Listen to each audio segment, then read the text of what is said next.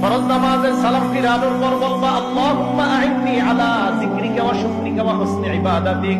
ওলামা ছাড়া অন্য কে এই দোয়াটা পড়ছেন আজকে? একজন। নবীজি তার সাহাবাকে বলছেন জীবনে ছাড়বা না, এটা একজন মাত্র পড়ছে।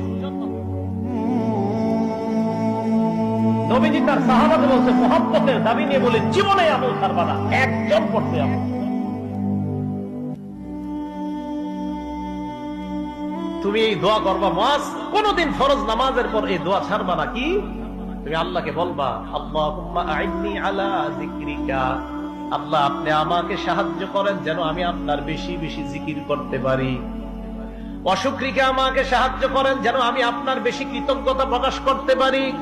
ওয়া হুসনি ইবাদাতিক, আল্লাহ আপনি সাহায্য করেন যেন বেশি বেশি আপনার ভালো ইবাদত করতে পারি। কি সুন্দর দোয়া!